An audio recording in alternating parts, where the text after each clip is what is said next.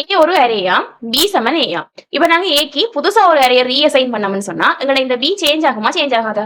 நாங்க ஏன்னு சொல்லி ஒரு வேரியபிள் கிரியேட் பண்ணிக்க ஏக்கன்னு சொல்லி ஸ்டெக்ல ஒரு மெமரி அலோகேஷன் நடக்கும். ஏ வேல்யூ என்ன? ஒரு அரே. அரேன்னு சொன்னா ரெஃபரன்ஸ் டைப். சோ அரே வந்து கீப்ல தான் ஒரு மெமரி லொகேஷன்ல ஸ்டோர் ஆகும். அதுக்குன்னு சொல்லி ஒரு அட்ரஸ் இருக்கு, ஒரு ரெஃபரன்ஸ் இருக்கு. அந்த ரெஃபரன்ஸ் தான் எங்க இந்த ஏ மெமரி லொகேஷன்ல ஸ்டெக்ல ஸ்டோர் ஆகும். இப்ப நாங்க பின்னு சொல்லி ஒரு வேரியபிள் கிரியேட் பண்ணிக்க பிக்குன்னு சொல்லி ஒரு மெமரி அலோகேஷன் ஸ்டெக்ல நடக்கும். B7 என்ன? ஏ. சோ ஏ வேல்யூ அப்படியே காப்பி ஆகி எங்க இந்த பி மெமரி லொகேஷன்லயும் ஸ்டோர் ஆகும்.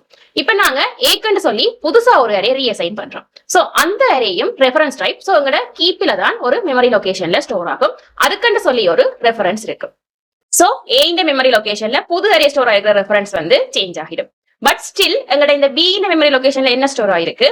எங்கட பழைய அரே எந்த மெமரி லொகேஷன்ல ஸ்டோர் ஆயிருக்கோ அந்த மெமரி லொகேஷன் ரெஃபரன்ஸ் தான். சோ நாங்க பிஏ கன்சோல் லாக் பண்ணோம்னு சொன்னாங்களுக்கு பழைய அரே தான் கிடைக்கும்.